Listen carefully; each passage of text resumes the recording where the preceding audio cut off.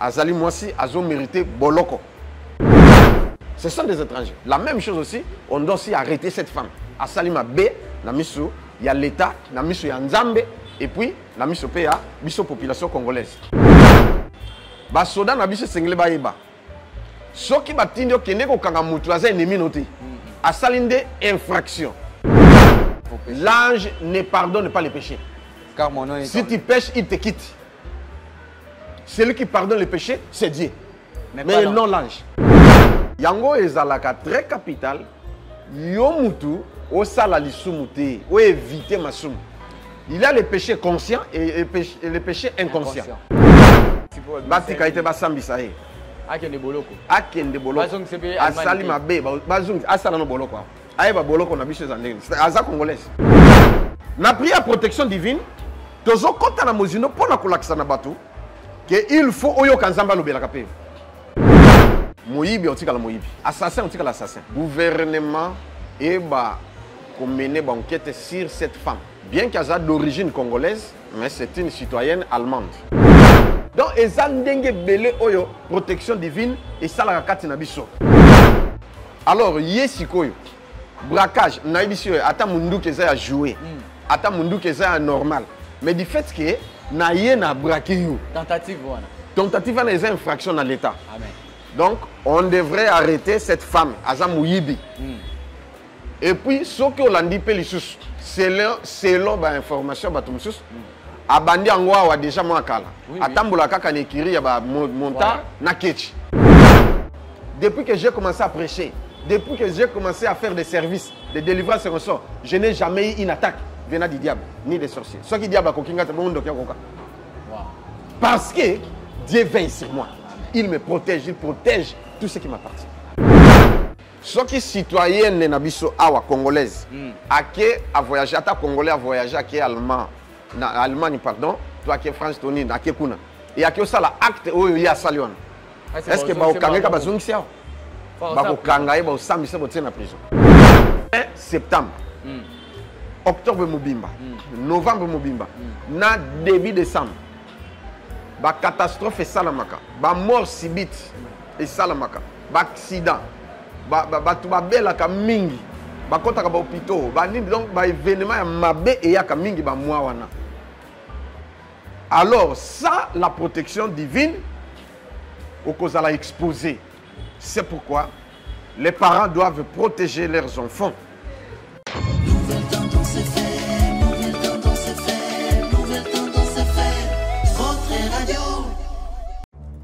Dans les soucis de vous informer, divertir et vous former, Nouvelle Tendance, votre chaîne, met à votre disposition des applications, radio et télévision. Comment installer? C'est simple. 1. Rendez-vous sur Play Store ou App Store. Tapez TVNT pour la télévision et RNTFM pour la radio. Pour répondre à vos préoccupations, contactez les bureaux. Merci pour votre acte de bienveillance. C'est compliqué, mais en fait, Abraham... Bien-aimés dans le Seigneur, shalom. À vous qui ont un grand cœur. Bino bao mitema nzamba pesa bino mitema malamu. Mitema kosunga. Fondation Alain Dele na orphelinat Christ Rédempteur bana posa na bino. Bana posa lisungi na bino. Bano baboti bakenda. Bano bazala moya kotanga te. Bato bana besoin lisungi. Bino bato bana mitema malamu. To bana posa ya lisungi na bino na orphelinat Christ Rédempteur, la Katia Fondation Alain Dele. Kanise loko. Eza yondolo bakie, ozanzambe ya bana bitike, yo mokolo bakie, osungaka basi bakufela mibali, pona nini pasi ya boye o nzambe. Ils ont besoin de vous, de votre pain, de votre bouteille d'eau, de votre soutien. Et ça serait une bénédiction pour vous. Pour votre famille. Que Dieu vous bénisse. Vous êtes sur Nouvelle Tendance Télévision, mesdames et messieurs, je vous dis bonjour, bonsoir, ça dépend à l'heure à laquelle vous nous suivez. Mesdames et messieurs, merci de nous faire confiance sur cette chaîne éducative professionnelle. Vous voulez vous abonner sur cette chaîne-là, c'est écrit en noir, s'abonner. Appuyez ou cliquez, évidemment, il y aura une cloche qui va sortir. Cette cloche nous sert à avoir des notifications. À chaque fois qu'il y aura une émission en ligne, mesdames et messieurs, n'hésitez pas à appuyer sur la cloche pour avoir de belles émissions authentiques, vraies. Ici, avec Brad Bumba, le mathématico de la presse. Notre mission, réponse à nos questions. Vous savez pourquoi? On les dit comme ça. Nous cherchons à trouver de belles réponses à toutes les questions que nous posons à nos invités ici, sur notre plateau, évidemment, avec nos caméramens. Merci à Gédéon derrière nos caméras. Merci à Jordan Panzou à la réalisation de cette belle émission. Et sans oublier à Alain Délé, les coachs, je les salue. Et mon séjour, Nayo Place aux Ali. Et voilà. Et sans oublier, na bâtonné sur le Brad Bumba, de loin ou de près, je suis avec vous. Déjà, quand vous voyez ce plateau, ça prouve qu'on est dans l'église Mission évangélique Maranatha, même en sigle, conduit par l'homme de Dieu, l'évangéliste Josué Lokamba Kuntz. Donc, on est avec lui aujourd'hui. Naebi Gabono, c'est la code. On a peut-être commis, Naebi Gabono, c'est l'émission code. Mais surpris, tous en protection divine. Il y a des thèmes sur mon collègue. On va développer avec l'homme de Dieu, Papa Josué Lokamba. Bonjour et bienvenue, papa. Bonjour, bonjour, Brad. Je suis béni d'être avec vous, papa. Merci beaucoup.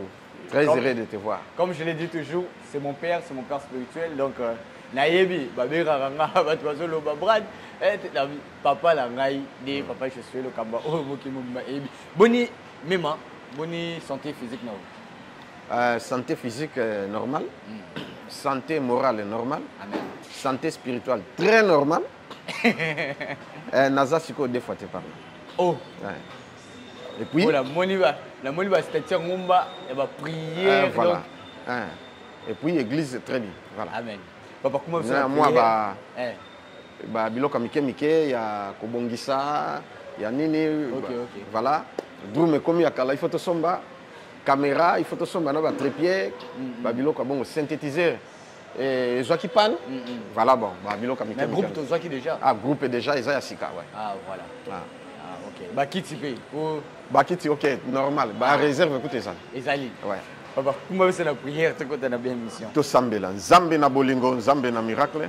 Merci, comme tu as permis, Seigneur Jésus, qu'on se voit ce matin pour tourner l'émission, afin d'édifier tes enfants, de les protéger et de faire de grandes choses. Béni soit ton nom, Seigneur, et bénis la nouvelle tendance, la chaîne de télévision, bénis les propriétaires, le frère Alain Ndele, et mon enfant, qui est mon fils, Brad et les journalistes, ainsi que le caméraman Gédéon, encore mon fils, au nom de Jésus.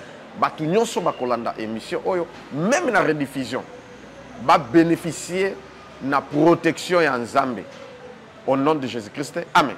Amen, voilà. Je vous demande aussi de partager énormément cette émission.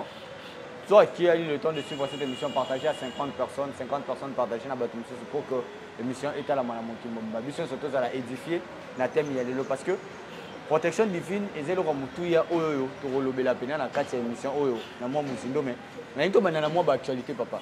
Moi des jours to l'équipe to kuta na kité. Ouais. Ba actualité l'équipe mo makazi. Na liboso na to banana mambo ya braquage. Oyo esalamaki na Robong malgré asalaki mabe mais bourré kotika na tawana te il faut bazongisa ye allemande parce que elle est allemande donc na yebité yo analyser ngo ndeni papa. Bon, analyse nanga zabo. Moyibi otikala moyibi. Assassin otikala assassin. S'il faut sanctionner, on doit sanctionner aussi. Et il sengeli nini gouvernement et qu'on mène une enquête sur cette femme. Bien qu'elle soit d'origine congolaise, mais c'est une citoyenne allemande. À Fandakakuna, à Bali, à Boti, à Zamona Mukete. Bon, selon l'explication, attaque aux Zanga Yango, pour voilà. Hein? Bon, tu as avion, tu as yawa. Puis à Zofouté la hôtel. Voilà. Nambongo nini, yemutazo la zata nambongo te tout. Vous comprenez ce que je veux dire? C'est que moi, Mike Zali, il faut me débrouiller, ndenge baninga baso débrouiller. Voilà. Au moins, il y a un wenze, il y a un nzela. Quand il y a un monsieur, il y a 1000 francs, il y a un bétier. Oh, et ça, il y a un nzala. Il y a un nini soki mpe erreur ake mpe prison mpo na 1000 francs. Pour la 1000 francs. omoni ndeko moko nabimisaki na prison mpo na ayibaki 5000 francs ti likambo batindiki parquet ndenge mituka eyaka mpe ake prison mpo na 5000 francs s'il vous plaît ocomprendre sikoyo. Ah voilà. Alors ye sikoyo braquage nayebi si oyo ata munduki eza ya jouer ata munduki eza ya normal mais du fait que na ye na braqué yo Tentative wana. tentative wana eza infraction na l'état. Amen. Donc on devrait arrêter cette femme aza muyibi.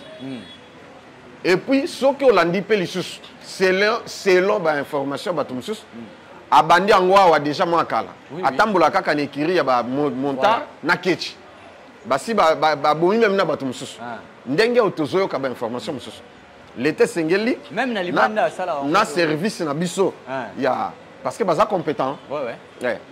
ANR et tout la police et tout bato renseignement tout bureau de soki bake ba enquête sur cette femme ba trouver pe ba trace. Mais bon on va seulement kozongisa nga naza contre soki buko ifa ba sambisa ye nan soki citoyenne na biso awa congolaise ake a voyager ata congolais a voyager ake allemand na Allemagne pardon to ake France toni na ake kuna et ake osala acte oyo ya salion est-ce que ba okangeka bazongisa bakokanga ye baosambisa botie na prison loba soki gouvernement biso esengi nde oui ça va mais sikoyo mais bakosambisa na kuna osala na boloko. Alors la même chose aussi gouvernement soki eza vraiment éveillé bakolandela ye ti kuna na Allemagne asalaka ni esa sa kota prison ese boye baotuna casier judiciaire na ye kuna okoyoka ki asala pe ba crime kuna. Oui. Comprendre sikoyo. Alors donc azali mwasi azo mérité boloko soki ke basambisi bato pe bamona ndenge baosambisa ye nde basambisa bato ndenge basambisa bato nyonso si bakanga pe ba chinois banene basali mabe baosambisa bango aza chinois aza pe nini français aza nini tout bakanga bango tomona pe basambisi chinois nini bamsu na Molière tomoni ba nini tout voilà na ba information. Oui. Voilà bosala ba crime pe bakangi ye basambisi pe soki na prison okuta pe ba chinois kuna okuta pe bato ba étranger baza pe na boloko. Oui. Ce sont des étrangers. La même chose aussi, on doit aussi arrêter cette femme. À Salima B, na miso, il y a l'État, na miso, il y a Nzambe, et puis, na miso, il y a la population congolaise. Ok, l'issous. Ba soda na biso sengle ba yeba. Soki batindi okende ko kanga mutu aza ennemi noté. A salinde infraction. L'État mutu tindi yo agent kanga mutu wana. Exécuteur de l'ordre. Yo exécuteur. Yo musa les années kanga ye. Mais on pas na biso beta ye corriger ye nyata ye détruire. Non asa ennemi noté. Yo ne kanga même ye pas na mokonzi atindi mokonzi mutu ayibaki. Ye mokonzi mutu sambisa ye. Ceux qui sont coupables, sont condamnés. Ceux qui sont innocents, sont tiqués. Mais ceux qui sont aussi des dégâts, ils ne sont pas moutouans. Au moment où c'est anormal. Et bien comme c'est ça, le bas moutouandé ceux qui ont kangaye à résister, à bannir comme bête abino, là ça va. Beaucoup qui brutaliser. Mais vous pas la moutou, non? Tozo lukayo, batini psito kangaye, infractionné. Atienne ma boko boy. Bossi la malade. Bokangiye, botienne la moutouka, bokiena c'est tout. Mais papa est-ce que ça qui vit moko? Mais bato bon, ngazalaki kuna te puisque nazalaki na ndolo pour nazwa permis de conduire nanga. Ah, nouvelle ezunga kuna qui na Victoire et Yindi tout. Bon, na batuka ba bengi na landi ndenge zo passé. Bon, je ne sais pas si ngazalaki yemoko ou ngazalaki na bato. L'état ne mutako préciser. Voilà, merci beaucoup na éclaircissement PCBiso. Malgré bato bazolo bati bati kai pas za moi si pour bati kai te ba sambisa he. Akende boloko. Akende boloko. Bazong CP asali mabe bazong asala no boloko. Aïe, boloko na biso zandeng. Aza congolaise. Parlons un peu de la politique, papa. Nangana moi 2 minutes car rapport au na thème na biso. Ouais. Na Kenya, président Joseph Kabila, Matata Ponyo, Seth Kikuni, batona tout, barine okuta, ba opposant. OK. Bari okuta na kuna bango ba lobité, pouvoir en place, les habienté, ning bango bazo za la libanda, ba msusu bazana ba M23, ba msusu baza boy comment boko kutana. Babi oya kendaka zonga soso ati moko la bonga zonga ki set kikuni DG makanga ki pour vous est-ce que comment la faisabilité wana réunion libanda mais ko zonga na moko comme le problème bon nayebi makambo elobami na réunion te nazalaki pété nayoki sikonde bongo bon ndenge l'état na biso ezokamba gouvernement ndenge ezokamba makambo nakoki koloba ke namoni te eloko nakoki kokota wana mpo namoni likambo moko ya mabe wana eza te mpo baza baopposant bake bakutani basali réunion na bango voilà oyo akozonga zongi oyo mpe akomona katikala tikali mais toyebi te nini esalami na réunion wana makambo nini oyo balobi nayebi te madame elombe bakufi bon epesi mpasi mpe mawa azali madame moko nayebi ye mpo aza mona yolo epa na bango na wanga ouais mais on fasse bonde toyebi te mais nayebi mwana yolo quartier yolo place pe école là-bas otanga kana yolo nga pe na yolo donc surtout na kati ya yolo vraiment ça fait mal ayaki na innovation moko na kati na enseignement aza vraiment motivatrice aye na innovation mais à flair d'âge accueilli je ne sais pas pourquoi. Voilà. Merci beaucoup. Tu as développé un côté de Singapour. Ma question est la protection divine. Pourquoi à cet instant, on est opposé protection divine? Parce que toi, on a septembre. Il nous reste quelques mois pour année. Octobre, excusez-moi. Octobre. Parce qu'il y a 2 mois, année. Alors, protection divine et il attend. Merci beaucoup. Moi, Nangai. Protection divine ezalaki na le 20 septembre. OK. Naza na bureau. Nazo méditer. Du coup, nzamba elobi nanga penza ouvertement. La protection des enfants. Josué, les enfants doivent être protégés. Même vous, vous êtes enfant chez moi. Et dis à mes enfants de faire cette prière de la protection. Et s'il y a bon. Alors, si on a un thème que partagé, il y a touche-moi partout. Touche-moi partout. Bon, moi, il y en a combiné tous les deux. On a vu aussi ici. Mais on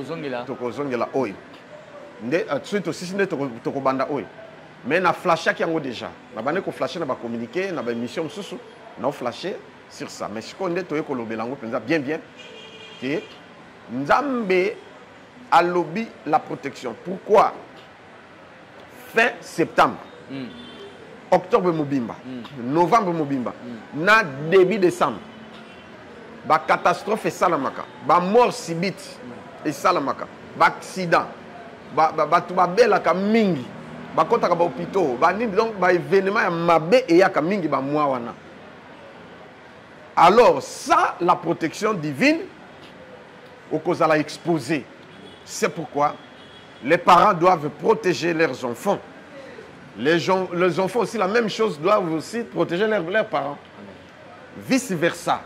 Parce que les parents ne sont comme Mukolo. Ça dépend de la banane. Parce que les parents ne donc, on va protéger. Il y a aussi la protection alimentaire. La protection, il y a santé, la protection financière, la protection matérielle, la protection spirituelle et la protection physique. Et c'est très important. Alors, Batoba néglige Kayango. Or, il faut prévoir que guérir. Kolingate, liwa, tope likama et yelio, ndoyol koluka protection. Il faut prévoir. Au sala yango déjà. L'homme prudent voit le mal de loin et il s'échappe. Ndenge Bible les hommes ont un proverbe. Alors, yango, nzamba tindi pour na toye ba ko partager thème oyo, to ko taper na mozino, to décortiquer yango et puis voilà, tout décortiquer aussi. Protection divine. Nini otoki ko soit, toko ko protéger et puis divinité et protection les awad. Papa merci beaucoup, c'est une belle question. Nini toko ko joie, la divinité wana toko ko joie. Yeba bien. Ndenge to zali boye. Toujours dépendre na biso tout nabi ozala païen ozala chrétien ezala sambela ozala athée nous dépendons tous de Dieu. Parce que il fait lever son soleil pour les justes et pour les méchants. Hein? La nuit c'est pour les justes et pour les méchants. La pluie c'est pour les justes et pour les méchants. Hein? L'eau c'est pour les justes et pour les méchants. L'air Les justes et les méchants. Les justes et les méchants, ainsi de suite.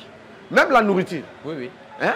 Pondu, ndunda, ngai, ngai, yoloso, tout, musuni, mbisi, tout. C'est pour tout le monde. Mais il y a une petite différence ou une grande différence pour ceux qui appartiennent au Seigneur. Jean chapitre 1er verset 12 à 13. Jean chapitre 1er verset 12 à 13. 12 à 13. Ah. Je lis au nom du Seigneur. Ouais. Mais tous ceux qui l'ont reçu, Bao nyonso bandimeli Yesu. à ceux qui croient en son nom, Bao nyonso ba croire na kombo na Yesu Christ. elle a donné le pouvoir de devenir enfant de Dieu. Oyoki apesi biso tout pouvoir ya kokoma mwana ya Nzambe. Lesquels sont nés. Oyo Nzamba boti. Oyo on comprend ce que Voilà. Donc batu ba négliger ke loko ba mona kola exagérer. Mais nga naza fils de Jésus. Oya boti. Eh yoka sikoyo. Voilà. Alors bien à 13. Non du sang, Namakilate. ni de la volonté de la chair, Eza pe na volonté ya musunité. ni de la volonté de l'homme, Eza pe na volonté ya mutute. mais de Dieu. Mais volonté ya Nzambe. C'est-à-dire Aboti la volonté. ah yoka sikoyo. Une différence hein. Que yo lokolo croire na Nzambe te, lokolo croire na Christ te. Donc oza enfant mais illégitime. Mais biso ba toto quoi, toza ba enfant légitime. Ouais. On comprend hein? Voilà. Lesquels sont Pas même nés. adoptif. Non. Lesquels sont nés. Ah, donc l'enfant légitime, Amen. aux a droit à héritage, aux a droit à protection, aux a droit à makambu nyonso oyo nzamba lengeni. Donc aux a droit, aux a y droit. Amen. Et ça tout tous andaki sabo. Biso tout aux allés na République démocratique du Congo. Et le président de la République otoza actuel les alliés, président Félix Tshisekedi Tshilombo. Voilà. Au balbi Fati Béton. Vous comprenez? Tous allés au la banana. Oui. Il y a les pères de la nation. De la nation. Vous comprenez? Mais tous les banana légitimité. Ah. Tous les banana illégitime. Banana légitime et les banana boti. O bazo bénéficier na nyoso. Moi na Fati et ça la moisson mobile azangini. Et l'autre. Hein? Selon banini moi na même mobile na Christian. Christian Chis. Na mususu de Sabrina et d'autres. Bazangini. Et l'autre. Bon bénéficier 1 la sécurité, 2 na alimentation, 3 na santé, 4 na finance, donc na makambo nyonso. Soit qui a linga qui n'était voyager, ba ko pi mêler l'autre côté. Mais yo kende. Ba ko bet so ba tour tout. Au moins aza et endroit. C'est ça la différence. Vous comprenez? La différence ndé yango wana. Yango zomona na divinité. Oyo akoti na makambo oyo. Hébreux chapitre 12. Dans verset 5. Tina 11. Amen. Hébreux. Chapitre 12. Verset 5. Ok, Tina 11. Pardon, papa. Ah. Natanga yanga. Ah, Nana Lukangwa. Hébreux chapitre 12. 12, ouais. Voilà. Na banana. Verset 5. 5. Tokiti 1. Et vous avez oublié l'exhortation qui vous est adressée comme à des fils. Ah, oyoki. Abi bobo sani lilendi si oyo. Oyo bate yakibino lokola bozalinde bana. Amen. Ah. Mon fils, ne méprise pas les châtiments du Seigneur. Et ne perds pas le courage lorsqu'il te répond. Ah. Car le Seigneur châtie celui qu'il aime. Oyoki. Et il frappe la verge de tout ce qui les reconnaît pour son fils. Amen. Dans cette Bible, supportez les châtiments. C'est comme le fils que Dieu vous traite. Ah. Car quel est le fils qu'un père ne châtie pas? Ah. Mais vous êtes exempts du châtiment auquel tous en part. Oui. Vous êtes donc des enfants illégitimes. Ah, soki. Et non des fils. Ah, oyoki. Amen. Moi na oyo, nzamba azoko corriger, azo châtier le kolanga. Ah, tika. Oh. Tu vas masolo mo comme ça.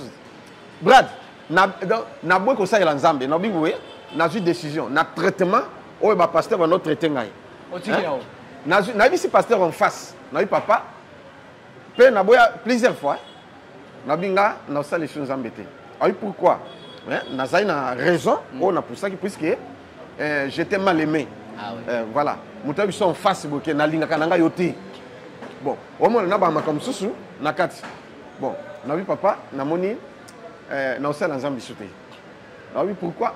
Na habité mieux vaut nayaka na église nalongwa na église te nazwa na église naobanga nzambe nasalaki ndumba te nameli masanga te nabeti mpe mutu te mais naoya na église naosambelaka frère nyonso prière esili nazongi mais koservi nzambe jamais ye kala alobi est-ce réfléchir ngambi oui na réfléchir bon ça va omoni ka nde nalobi bongo esili totambeli esili nazongi na ndako nalamuka boye 13 bibon na sexe nabi 13 ya minene donc nabi soki nalamuki fièvre moko osakana te naokotambola te nazwi ka essume même sous-vêtement moyola te eza te donc douleur moko impossible nabi awa nakokufa siko ngai nayebi te eza châtiment ya nzambe ocomprendre donc naotambola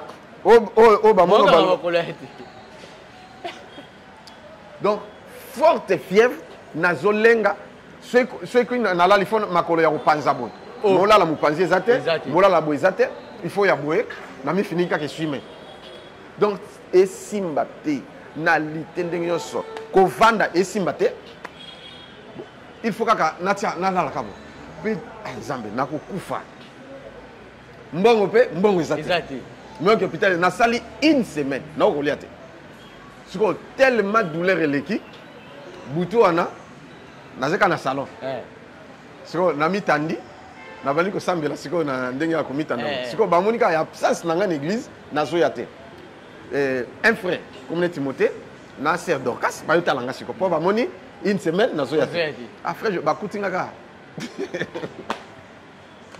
naza makambo mosusu nalobaka te mais nakoloba mosusu bakuti kaka namifini kaka sume frère José nini ngabi ça ne va pas tosoloyi na Timothée nalakise boye agangi mais oyo eza nini soki eza lelo bato mosusu balingaka kanisa babwaki nanga mbaso na sexe to nini donc c'est quoi ça ngabi mon cher bondela mpo na ngai abondeli eloko te bakei allez jour mosusu donc ka ndenge nalalaki wana nazolela nabi nzambe nayebi te soki nasala nini vi na kaka boye pourquoi paf abimeli ngai omoni question ka moko abi olingi okufa tosalela nga nabi abimeli nga plusieurs fois nabi nalingi kosalela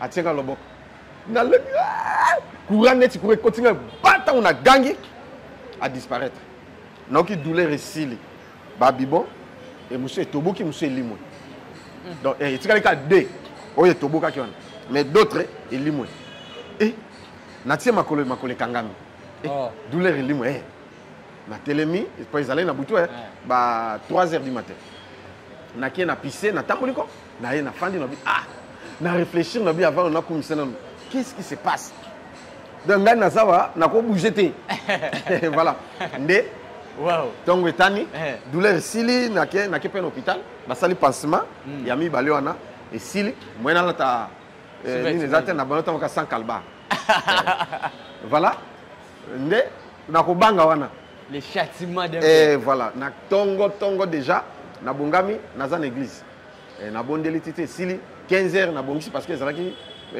na soir toyaki te na soir nabongisi babani tout nabani modération ngambo naboyaki père ya bonio kota na modération aloba te ki to itondo longwa oboyaki toni te parce que absence nanga tout ekoti nazalaki vraiment cerveau moteur yango sikoyo nazoloba ke nzambe atraitaka biso lokola bana na ye donc so osali mabe kokorrige yo yango moni nabongaka masumu mpo nabangaka korrige nga il faut nasala oyo ye alingi mpo voilà nde parce que nazali fils légitime mais enfant illégitime oza no mwana nzambe te oza illégitime oza mwana nde te oza na enfant bata entre temps nde moko na biso te yango sikoyo nde baenfant légitime tozalaka na avantage voilà ntango yango ekoma enfant légitime pourquoi yango nazongi susu mpona répondre yo Exode chapitre 23 verset 20 voilà à 26 Exode chapitre 23 verset 20 à 26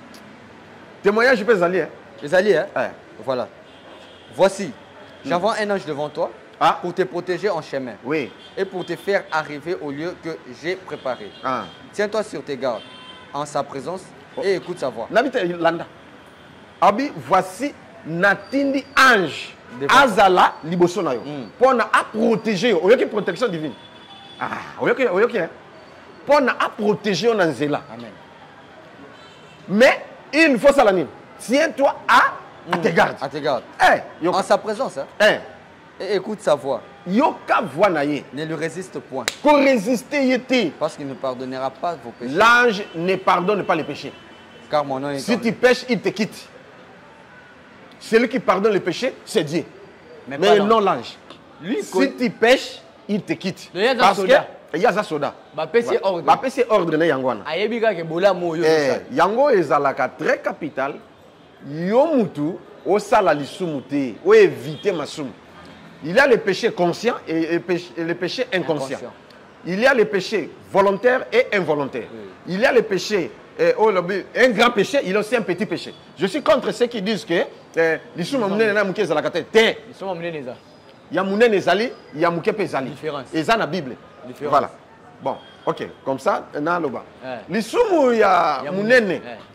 Yo kei osambelaka. Mais ok okota nganga. Au sacrifier mutu pour na succès parce que oza pasteur oza mbongo ok. C'est un grand péché parce que le sang ya mutu nde yango no sacrifier. Deuxième chose au boy nzambe ok na nini et pas na Satan. On comprend le score. Donc au quatre relations ya nzambe. Nanga na moni moi sia olek na talibu na lui ah tu vas bien hein? Na sumuki hein? Après ah nzambe limbisanga comme ça. Lisuma les andenge mon côté. ene mode Ils andenge mon côté. et pour le banzambe limisanga na bomai Et quand on appelle senga bolimbisi, mais l'isumana, il y a un grand péché, il y a un petit péché. Autre nine, blasphème contre le Saint-Esprit. Hein? Et ça crime. Abi que tu ne seras pas pardonné dans ces siècles ni dans les siècles à venir. Et ça le kola yom mutu, au mi comme si ngane molimo mo centre. Ndé tout le monde abato ah on a mokili. Ami cause il y a un Saint-Esprit. Eh! Bobby, il ne sera pas pardonné ni dans ces siècles ni dans les siècles à venir. C'est un grand péché. Vous comprenez?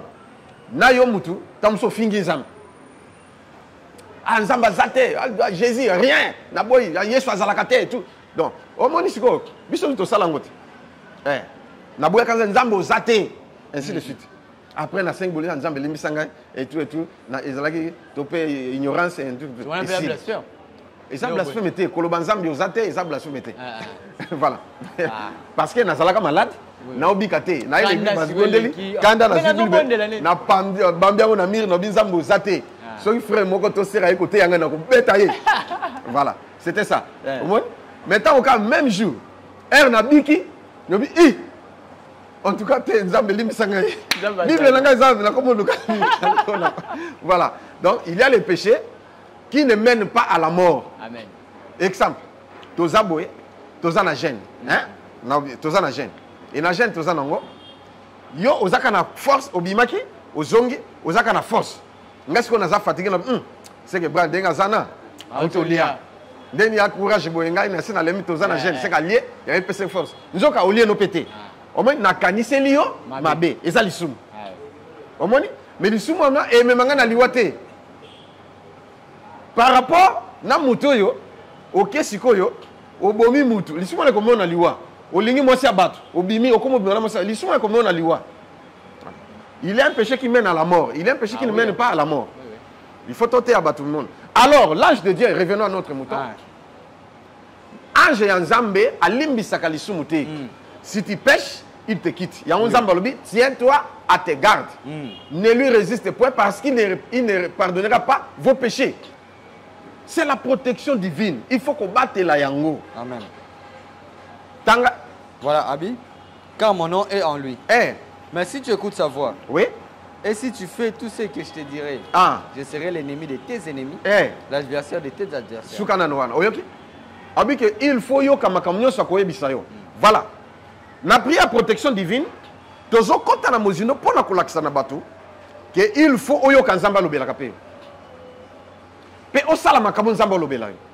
Mais les gens ne tirent pas attention. Hein? Dans Job et Nzamba Lobinin, Dieu nous parle, tantôt d'une manière, tantôt d'une autre. Voilà. Mais on y prend point garde. Il nous parle par des songes. par des visions, par des révélations. Nani a chargé na ba vision, ba songe, ba révélation. C'est l'ange de Dieu. Son nom c'est Gabriel. Gabriel. On a été comprendre. Alors, si on yota ozo kanga ozo sala yangote. Akolo belo na ndoto on néglige na yo. Akolo belo na vision, akolo belo na prophétie, akolo belo ndenge sona voix audible. Akolo belo ndenge somé bato ba orientation te na langage en Nzambe. Na yango mutu nyonso. Oya lota kate oza suspect. Faut to bonde la pona yo. Ah oui, qu'est-ce ozo lota, mais ozo kanga te. Ezape mabe, il faut to bonde la pona kanga quand même. Comment ça ndoto ezakani papa? Bayaka koyiba ngona butu. Le diable est malin. Akoki koya akoki koyiba yango ou ako bloquer système ya enregistrement ya ba niveau. Muka nyoso te ki. Voilà. Alors Nzambende mutu ya restauraka nyoso tout. Bon, nakati bandoto il y a pe kosenga do ya interprétation ya ba rêve, ba vision, ba signe. Nzamba aloba même da ba signe, ba symbole. Oye ba yango do ya interprétation ya ba vision et ainsi de suite. Pour ceux qui oyebi yango te ndoto kolo balika mususu yo moni yango mabe. Exemple. Na espèce exemple. Ouais. Mutu moka benginga, ayi papa.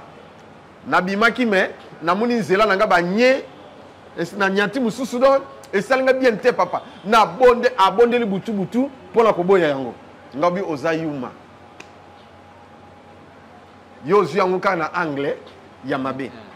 Mais ezalaki ndenge ni tango expliquer nga ndoto yango du début à la fin. Ngabi non. Nye eza fertilité. Nye eza abondance. Eza mabete oya yo wana eza mabete. C'est l'interprétation, selon contexte ya vision na yo. Vision mobimba. Eza bien. C'est que banzela na yo etondi na mapamboli, etondi na bénédiction, etondi na fertilité. Que okopambolama même bénédiction dans na makolo yo ezali. Amen. Et quand on a ba sapato monsieur c'est pas mauvais. Sikoyo to zwanda kisa. Sala ka prière 2 jours. Besoin na ezali nini? Azena besoin. Banda 6 classe musala ezate. À côté ça ba dossier et l'autre côté ngabi sala prière ya 2 jours. Asali prière 2 jours. Ndekone mutatinda ki e. Nde to yeba nangi na partir na. Ndekone azana États-Unis. Nde to bondeli esili. Bon, jour à 6 qui en jeudi, na ba jeudi tenga bia kaka dimanche. Aye dimanche to bonde le sili. Tangwa zongi alali. Lundi ba benga ke bana musala, nda bani musala. Wow. Ah, n'importe dimanche vous samé lundi qui oui. Bon, si ko nabi, omoni oboya ki yango, omoni kaka ndengo boya ki yango. Elinga pe ko ya te. Parce que tu as déjà refusé, oui. Ignorance. Tellement comprenez notre on comprenait qu'il y a un côté. Et ça la kamabende soki omoni par exemple. Otambola bambi sachet topeni de nyeme ezion elongi to na mutu. Aïe. Déjà ce zion elongi. Wana libabi. OK. Voilà. Et ça c'est le contexte. Pour mutu musu pe zala bongo. Aloti noko na ye a viser baswani. Yena noko asai mwasi, yena noko. Et puis noko a viser ye pas nelongi point. Abanote kana zigida. Ti akwea. Et le reçu. Et simba resute. Nde to kuta mo eza mauvais sort o euti pas na noko na bino. Il faut to bondela. Ote noka sambela ngabi te. Ko sambela na eza mascarade. Ah bomba vérité. To bondela. Na bi o nazo azana mumbele, mumbele aho. To ko bondela Nzambe, to sali service ti esili na wi donc sikoyo. Esili tout esili. Aye dimanche to bondeli. Mais na yamba ki était. Na yamba lundi. Donc na yamba lundi sili azongi noka bengani na lupango parce que baza lupango moko. Église pesa na lupango. Noko azape serviteur na kati na église. Ndenge kaka zoya lundi na koti noko bi yo awa isusu te. Na lupango nanga le eloko te abi noko na sali aboyi na motembo bima. Au kanga biloko no c'est ma parcelle, pas question. Bato ba intervenir bi pas question. A sali nini aboyi pe kolo. Donc, à l'élite, surtout rien. Monoko aboy, aboy. Les pasteurs titulaires, abengi banga, abi, li kamuni nobi, moi na ma bé, na yiko sentir te, aboy tout. Pasteur a intervenu, aboy. Ah mais on les a problèmes sous. Hein? Bon, mamado, tu peux sortir, tu peux quitter. Bon, excusez, Nathan, comment on a? Ndé? Na kolé là. Ayo ko bisangobi. Kende na yo. Langage Nzambe za bongo. Ndenga lobai na Abraham kende na. Parce que aussi oboti na famille bana mibale. Mwana tata na ye. Ozo débrouiller. Mobali pété. Kende na lukaka moyen kende. akepa ba camarade ti nde ba soumettre moi quelque chose siko ya zandako azui libala afani on comprend après on gaza indot na boy ko loba suite voilà pendant ko loba ke aux angi d'interprétation aux interpréter mabe na yango dans solo bake batela ange ya nzambe azalaka na yo partout au bandolobela yo même olingo matana mutuka mutuka msolo ngama de ko mata mutuka o ka net eloko be ko mata te ofandi eki yo mati mususu ka be o ekendeka na isala accident donc eza ndenge belé oyo protection divine et sala kati na biso. Voilà, merci beaucoup tout la témoignage ya maman oyo au mobile na zaki ambassadeur Yohana ouais basali soki 12 ans non 17 ans en France 17 ans en France na bana pe bazakuna et tout so ba to la reine des akini papa ah bon ndenge bolandi et kasi esprit na yo na lobake il faut marcher avec l'ange de Dieu amen ako épargner yo ako longola ba nyoso tout na chemin na yo voilà et yango siko na zolo babo ba tol d'araignée so que zo zinga yo ils ont une explication c'est le contexte toile d'araignée mususu ozomona otambola na nzela o de so loti otambola e kangi yo otambola e kangi yo to pe na nini il faut tout na nzambe c'est quoi mususu nzamba oboya okene nzela ona amen mususu eza protection na zolo babo eza protection et protéger yo contre ba onde ya mabe voilà ba mauvaise onde o elingi ya yango sikoyo etie protection ezoko bouclier siko yo zomona te oyoki kaka mbala moko ta pe ekangi yo na nini to ekangi yo na nzoto to nini nobi c'est le contexte oui. Voilà. Mais mususu ya mabe ezande libabe botutu elati yo OK nyoso ko sala ko simba te ya maman les ya libabe siko 5 ans ndoto moko eloko moko na ndoto na physiquement même na lamuki na ndako na chambre ekangie na mutu ekangie na mbuzu ake na toilette ekangie azo tambola nini ekangie donc finalement c'est quoi blocage sur blocage sur blocage ba sambela bolandi bino moko mais nzamba sungi alanda kibiso na bana na pe batindaki ye koma kuna aye to sambeli ndesili nzapa pas fungoli na bana abiksi pe na malade azalena. Voilà, merci beaucoup. Alors tozonga parce que protection divine. Est-ce que ba verser mususu yo ba to belé ba zolanda ba kiko ba mais papa oui protection divine to nimi. Comment to kiko saisir ange na biso oyo nzamba otinda pour protéger biso na nzela na biso. To kozwa ndenge nini ndeli to kiko kota na ba prière. Est-ce que ça na ba modalité moko boy ya rosala? Modalité zali parce que ngai na salaka yango tango nzamba bisaka na sala yango. Et na ko sunga bana na nzambe bolanda Josué Lokamba TV. Bo s'abonner. Ndebo kolanda en détail.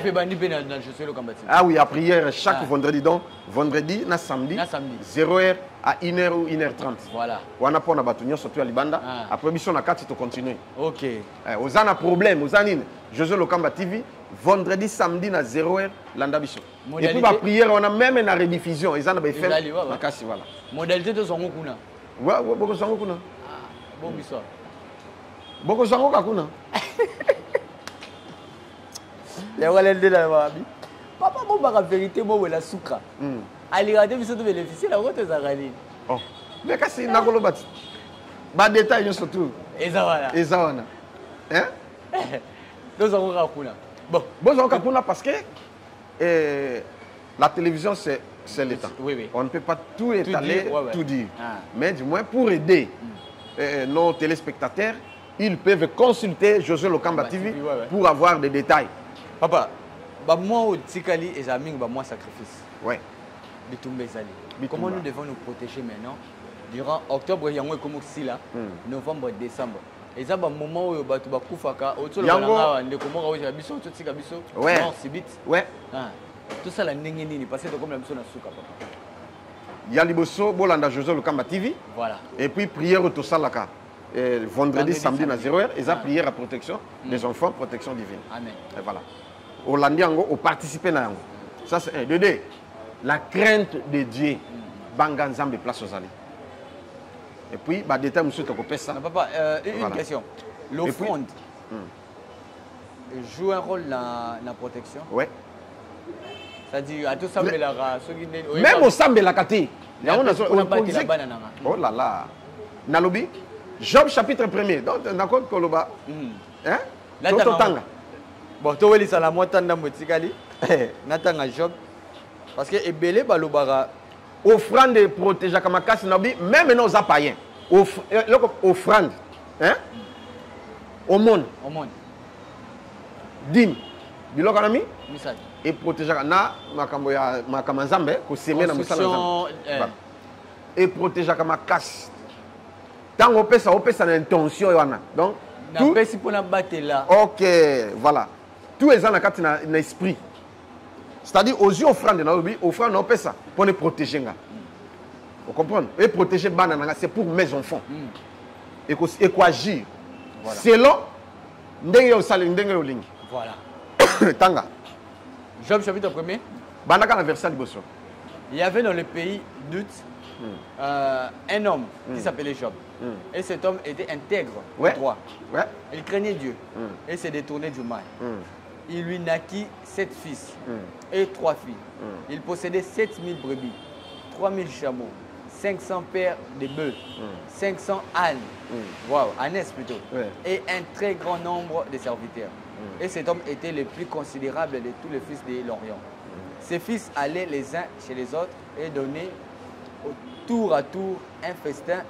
Ils invitaient leurs 3 sœurs à manger et à boire avec eux. Et quand le jour de festin était passé, Job appelait ses et enfants. Sanctifiait il ses fils. Sanctifiait ses enfants. Voilà. Au moins, il faut protéger les enfants. Il y a les boussonines. À sanctifier bananaye. Amen. Ouais. Landa. Sanctifier ses fils. Oui. Et il s'est levé de bon matin et offrait pour chacun pour chacun de un holocauste. Ah, oyoki sikoy.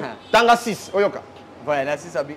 Or, les fils de Dieu vers un jour se présenter devant l'Éternel et Satan vint aussi au milieu d'eux. L'Éternel dit à Satan, d'où viens-tu? Yoka, nzamba solaka na Satan. Na loba ngo. Oui, olobango. Sikoyo. D'où viens-tu? Nzamba où tu vas? Satan répondit à l'Éternel. De parcourir la terre et il m'y promener. L'Éternel dit à Satan, as-tu remarqué mon serviteur Job? Oyoki brad. Est-ce que si on remarqué Moussa nanga Job? Yoka. Il n'y a personne comme lui sur la terre. C'est un homme intègre et droit. Même les hommes a déclaré ngalingani à Salabongo. Et c'est détourné. Oyoki, moi j'aime comme ça. Nzamba betelo tolo papa, maman, nzamba betelo tolo. Yoka siko nzamba abisa. Na bi na mona no mutu bete. Nzamba do betele tolo. Ah betele tolo. Yoka dialogue. Continue Yoka. Et Satan répondit à l'Éternel. Yoka réponse à Satan. Est-ce d'une manière désintéressée que Job craint Dieu? Hein? Yoka. Ne l'a-t-il pas protégé? Lui, sa maison, et tout ce qui est à lui. Et c'est tout quand Amen. Nana lobion. Satan mutalo. Satan akoka ki ko simba Job atamu kolomoko te. Ne l'a-t-il pas protégé? Ne l'a-t-il pas protégé? Non seulement lui, sa maison, ses enfants, et ses biens. Gloire à Dieu. Avance. Offrande de protéger. Amen. Donc, conduite à Job. Non parce que Job était prophète, pasteur, serviteur seulement. Ouais. Asala musala nandao. Ya Nzambe. Asunga rabasala Nzambe. Apesa kofrone pona bana na yelo. Le abi c'est mon serviteur. Mais il craint Dieu. Il craint Dieu. Amen. Abi ne l'a-t-il pas, Satan reconnaît. Ne l'a-t-il pas protégé? Parce que Satan lukaka. Pona ba offrande ne wana nde. Opesa imbo. Yango moni Satan naobi boy. Depuis que moi j'ai commencé à prier, depuis que j'ai commencé à prêcher, depuis que j'ai commencé à faire des services, des délivrances et ressort, je n'ai jamais eu une attaque venant du diable, ni des sorciers. Ce qui diable a kokinga te monde koka. Parce que Dieu veille sur moi. Il me protège, il protège tout ce qui m'appartient. Vous comprenez? Et l'ange de Dieu est toujours avec moi.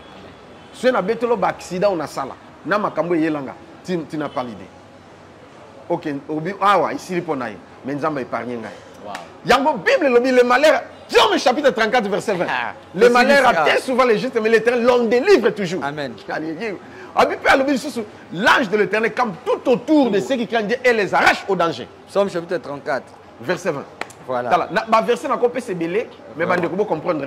Tant isaté. Alobi. Les malheurs atteignent souvent les justes, mais l'Éternel en délivre toujours. L'en délivre toujours. Oui. Allez, t'arrives à la fin, merci. Papa, pas seyé lio. Maman, pas seyé lio. Au Kanaki Yangote. Mais le cola, aux alliés sous protection divine, nous avons Kangolo, comment il Mais ce qui n'est, vous allez sous protection divine. Ouais, comme c'est un problème. Il faut bien en avoir. Non, c'est ce qu'il faut faire pour avoir la solution. Il y a un téléphone sur le téléphone. Bon, dès que ça l'émission, le téléphone est là. Pendant tout ce temps d'émission, ceux qui ont 10 fois, 20 fois, ils ont raté. Alors, il y a un téléphone. Or, il y a un téléphone. Mais si on a 2 fois, il y a un comme il y a un message ici, quand on est libre, on peut répondre sans problème. Numéro de téléphone, papa, plus 243 9 98 17 18 54. Yami Balezali, plus 243 89 91 0 55. 055. Voilà. Numéro Nangango. Il y a un appel affiché. Ouais. Papa. Merci beaucoup. Na émission. Merci beaucoup. Pour la protéger, pour bénéficier de un plus. Bino bateau bolandian.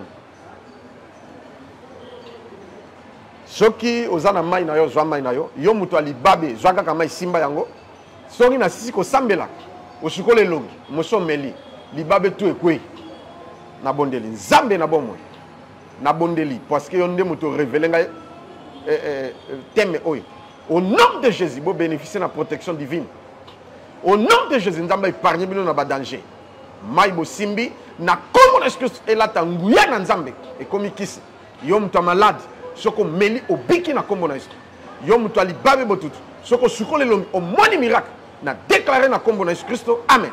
Amen. Voilà, on est arrivé à la fin prière on aime tester Sarah tout na question question.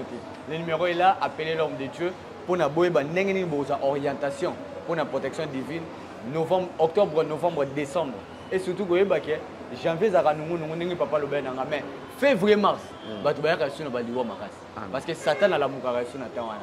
On va se retrouver pour un nouveau numéro. Merci beaucoup, papa. Merci. Et après, ça va temps où aider tous à l'éclairer la protection divine. Portez-vous bien. Au revoir. Merci, Banakin, Bana monde entier. Merci bien-être. Sougala café. Logo, na meli logo, mais logo est à ma baie. Il y a bien pour na panne technique, mais quand ça les langues on a ma bête, ça les langues pour na maman. A célibataire to lingi bino ate so maka boma mokolo bala pota mzo ba produire en soute merci bien-être yango yo lukango benga ndeko nanga alendele ye mutu ayebi esika ko fournir yo autant que tu veux $35 ezebele na kati sobo melika moko de jour bien be moroïde banini tout ça bilialia vanda musala banini et réparer yo système ya break et réparer au fonctionnement ya break de break donc et son fonctionnement ya bien to comme ba congolais toujours gagner ba match on va défaite pas technique en plein match c'est pas bon zongela eloko ngana c'est éviter de dire surtout ba pasteur boningo mela boyawa bo benga pena alendele na numéro na e po bo benga po bo zeloko c'est important.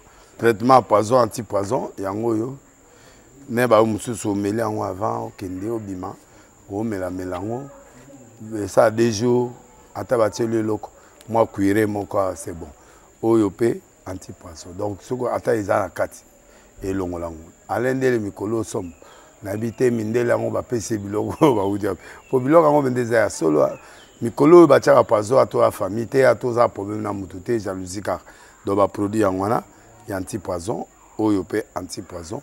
Donc, benga alendele à partir naïe aïbndeni oué aux oiseaux. Nous amenons pas mon labino, mi batte lambo que comme biété, batwa comme la jalousie, oyo toujours comprendre des soutés. Bana mike bazo kufa, mikolo bazo kufa, ba otiana bana bébé ba poisson. Donc, toujours zala nanti na ondenga na ngana ndako, c'est bon. Que Dieu vous bénisse. Bien-aimés dans le Seigneur, shalom. À vous qui ont un grand cœur. Bino bao mitema nzamba pesa bino mitema malamu.